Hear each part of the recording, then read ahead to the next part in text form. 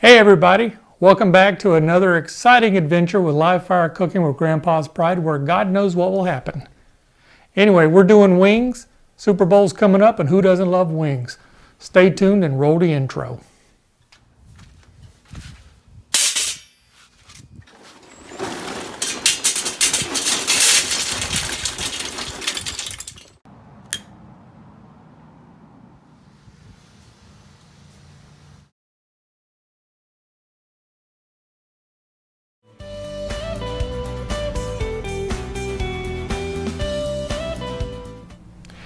Okay, so my wife and I were just talking about how we were going to set this up and everything, and she asked if I wanted to practice, and I said no, I was going to just wing it. I know, it's corny as hell, so forgive me. Anywho, what we've got here is basically store-bought chicken wings. Come in a pack. I think there were, 20 in this pack. One thing you want to watch for, basically, you've got your drumettes, you got your flats, you got your pieces you're going to cut off because all it's going to do is burn. Now you can save this and use it for making stock or things like that. I don't because, well, I don't make stock. Anyway, so what we're going to do is I have a pair of kitchen shears here. This is another thing I recommend because later when we start doing chickens, we start talking about butterflying chickens or spatchcocking. It's really helpful. And what we're going to do here is we're going to just grab this piece of garbage, cut it off. Now you've got your flat and drumettes, and what we're going to do is we're going to just cut into this flappy part of skin. We're going to find the knuckle, bend them back a bit, and we're going to make our cuts. It's kind of a gruesome sound unless you're into Dexter and things like that. So anyway, so there we go. We've got separated. We've got our flat, and we've got our drumettes. Funny story, when I was in college, a friend of mine named Rob came to visit me, and we went to a place known for wings and women that are dressed somewhat scantily. So we ordered a plate of 50, and we had 3 other friends with us, and they too ordered a plate of 50. Anyway, I'm a little ashamed to admit that we ate our 50 and finished off about a third of theirs because they couldn't finish them. He's a flats man, I'm a drumette guy. We're like an eating machine at that point. So anyway, what I'm going to do now is I'm just going to look at each one, because even though, yes, these are mass produced, you're going to find at times chunks of feathers that don't cook well and don't taste good. You're going to find chunks of bone. You're going to find stuff that you don't know what it is. I found pieces of plastic in them before. So take just a few minutes and really just kind of pay attention to what you're going to be eating. It doesn't take long to do that. So, all right, there's that one. And that's my trash pile for some reason. So I'm just going to sit here and cut these up. Y'all enjoy.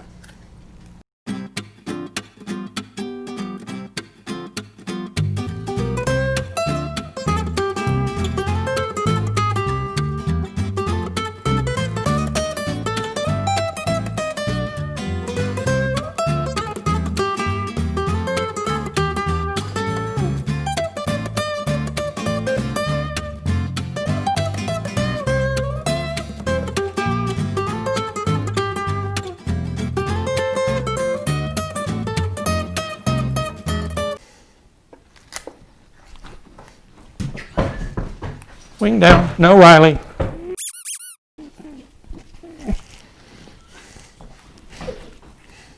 Oops.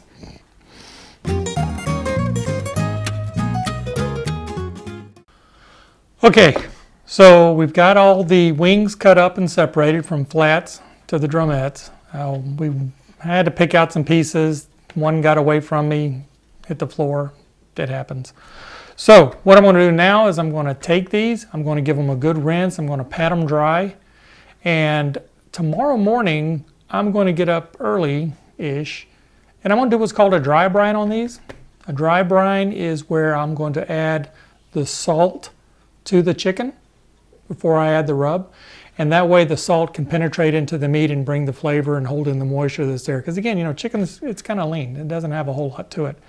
So that's what we're going to do. I'm going to rinse them off, put them to bed in the fridge, We'll start over again in the morning. Stand by. All right, everybody. So here's today's top tech tip for those of you new to live fire cooking. I want to cover a bunch of these. Probably each episode we'll do one. So today what I'm talking about is an instant read thermometer. These are really important. You don't have to spend a lot of money on one. This is a Thermopin. Their website, I'll put up a link for the page for them on the links down below. Thermopin is good. It reads in like 1 or 2 seconds. They could run about $100. Do you have to spend $100 on an instant read thermometer that reads in 1 to 2 seconds? No, you can get one that's anywhere from $20 to $30. Usually your big box stores carry them. I really recommend one though, because like we covered in last week's video with the pork loin, you don't want to overcook it. And so having really good instant read is really important so you can keep track of what you're cooking. So again, first recommendation, get yourself a really good thermometer that you can use. Thanks. Okay, so it's the next morning, actually afternoon. So this morning I got up, I salted the chicken wings, let them do a dry brine. Sorry for all the noise, it's a busy Sunday. Rinsed them off, they're in the refrigerator now drying. So this is a Green Mountain grill. It is a pellet smoker, pellet grill, whatever you want to call it. It does burn wood. It burns these little pellets right here. Basically it's just extruded wood. The lignin holds it all together. And inside of the mechanism, deep in the bowels of here, there's a burn pot where everything actually cooks, or actually the wood burns, puts off the heat. You got a control box over here, controls the temperature. So it's really nice. I've got an app for my phone that will allow me to control it from inside. So, you know, what's the advantages to a pellet smoker? If you don't have a lot of space, but you want to grill food, you want to have smoke flavor, you want to do a lot of different things with it, like you live in an apartment, maybe you live in a condo. This is great for that. You don't have to worry about stacking wood or storing it. It runs off electricity. This one actually also runs off 12 volt DC as well. So you can run it from a battery or a cigarette lighter in your truck. So that's kind of convenient. A few things about it. Has a bottle opener, which is useless. It has a glass window to see your food, which is useless after about 3 cooks. I don't know why they did that, but they did. So, are they affordable? You know, they go anywhere from pellet grills from around $300 all the way up to around $1,000. So a good friend of mine has one from, I'll say the store, it's Rural King. It's a pellet smoker, paid about $300 for it. It does great. This one I think was around $650-ish, $700. It's the Prime version with Wi-Fi. So if you've got anywhere from $300 to $1,000 to spend on a pellet grill, yes, it's affordable. If you've only got $28, then no, it's not. So I'm going to get her fired up here and we're going to get the wings going. Okay, so just a little bit about the startup process for this. In here, as mentioned earlier, are the pellets. And inside here, going into the burn box, is an auger that will slowly feed the pellets into the auger. There's also a starter stick, it's a hot stick, that will actually ignite the pellets. So you're actually burning wood to get that wood-fired flavor. So right now this works with a fan along with the auger. So I set the temperature when I'm ready. It'll feed in the right amount of pellets. It'll turn the fan on to keep the temperature pretty consistent, plus or minus 5 degrees. It's got a couple temperature probe ports should I choose to use those, but for chicken wings I won't really need them. So basically what I'm going to do is I'm going to run the wings at about 180, 200 degrees to get a good smoke flavor to them for about an hour, hour and a half. And then I'm going to try a little experiment. I'm going to see if I can't turn this into a really large air fryer to finish off the wings to get them crispy. The thing about chicken wings, when you smoke them, skin can be a bit on the chewy side, especially if you brine it. So I'm going to attempt to air fry the wings in this grill when it's time. We'll see what happens. Y'all stay tuned. Okay, so we're up to initial temperature of 150. I'm going to put the wings on. Again, I haven't seasoned them except for the salt that I did earlier for the dry brine. So it's at 150 degrees. That's the automatic starting set point.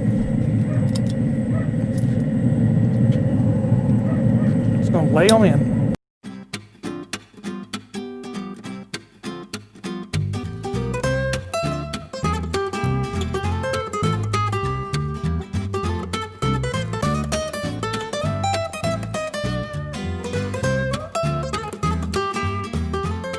Okay, so I got them all in there.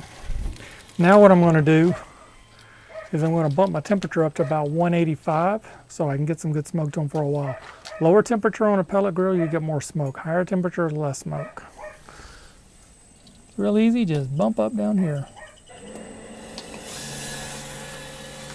And now we go inside and wait. Okay, so like I said, the wings have been going an hour. I've sprayed them. I just checked the temperature. They're about 120. So I'm going to give them a little flip. And with all tongs, you have to do that at least 3 times.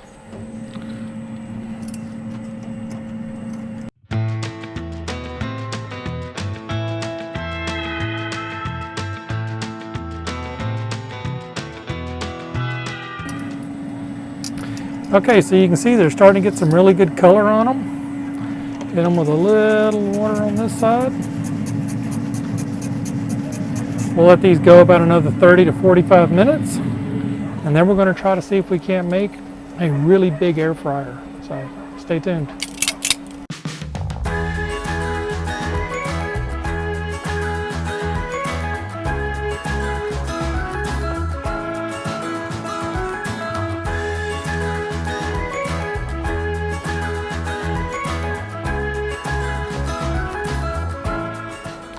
Okay, so the wings have been going now for about an hour and a half. So what I'm gonna do now is I'm gonna take half of them off, hit them with some canola oil, then take the other half, bring them off, hit them with some hot chili oil that I've made. Make them a little spicy. That's gonna be for the Nashville hot chicken wings that I'm doing.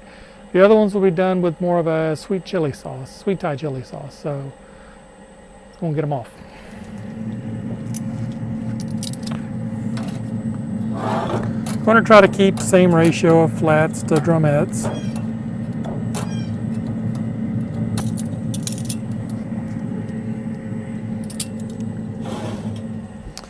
Okay, so from what I understand about these air fryers, basically you got just a little bit of oil and a lot of heat. So this is just a canola oil mix. Take these. I'll mix them around.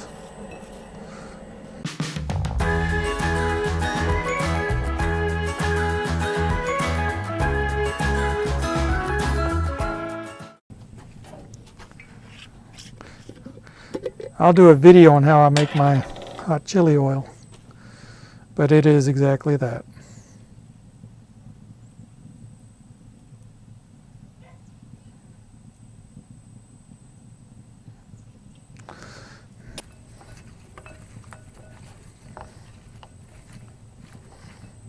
Everybody back in. Oh yeah, that looks good. He likes the chilies. I've been accused of having 0 taste buds left. Okay, so we got the Nashville hot and we're going to have a sweet chili on this side. So, move all this out of the way, close the lid. Now for frying, best is 350 to 375. So I'm going to crank this puppy right on up.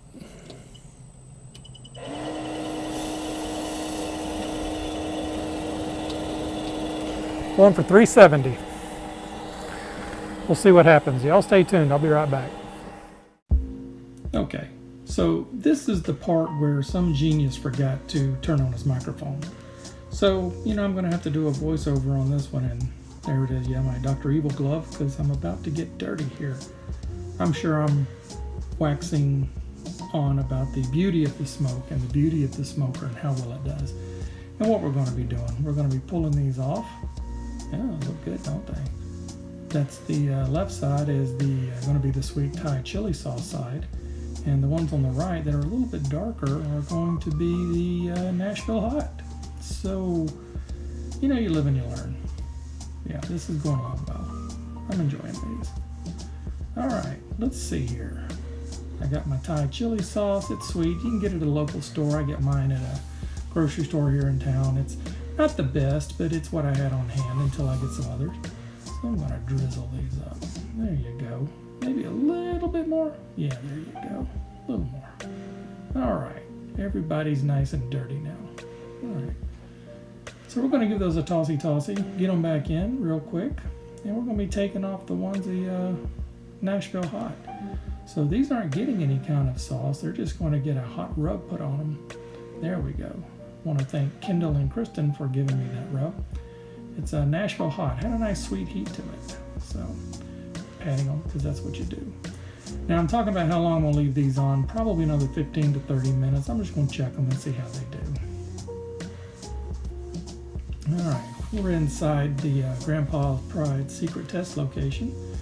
And there's the Nashville Hot. You can see they're pretty dark, but it's good. The skin crisped up nicely. And I'm going to give them a try here and see what everybody else thinks, but mainly what I think, because that's what's important. Big bite.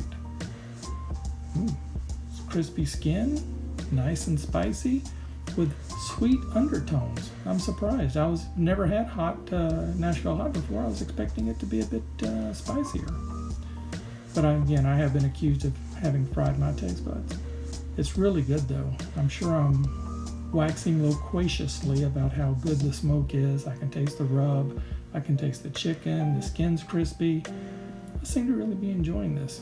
Probably more than I should. But anyway, I'm sure that the sweet Thai ones are up due next. Yep, here we are. Same place. There's the sweet Thai chili ones. The glaze set really nicely. Interestingly, the sweet Thai chili ones had a bit more smoke flavor to them. I don't know if it's because they sat in longer and had the glaze attached to them, but it's pretty darn tasty. Nice counterpunch to the Nashville Hot using the sweet Thai chili sauce.